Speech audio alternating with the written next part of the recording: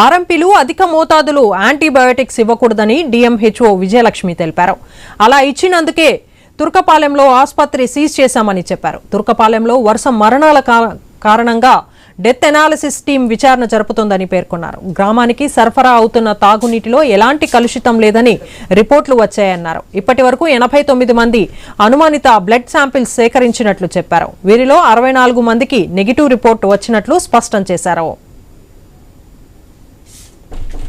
Turkapalem village లో మనం తీసుకున్న శాంపిల్స్ ఏవైతే కల్చర్స్ ఉన్నాయో అవి దాదాపుగా మనం 89 తీసుకున్నాము. అందులో కంప్లీట్ గా నెగిటివ్ వచ్చినవి 65, అలాగే కాన్స్ 15, ఎంఆర్ఎస్ఏ 1 అండ్ ఎంఎస్ఎస్ఏ 4.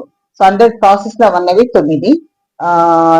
సో మనకి ఒక్కటి కూడాను మన కల్చర్ ఒకటి కూడాను ఆ ఊర్లో తీసినవి పాజిటివ్ రాలేదు. ఎక్కడ మన జీజీహెచ్ కి పంపించాము. అందుకని ఇప్పుడు మేము తీసిన కొన్ని శాంపిల్స్ మళ్ళీ ఎయిమ్స్ కూడా పంపిస్తున్నాము క్రాస్ వెరిఫికేషన్ కోసమని.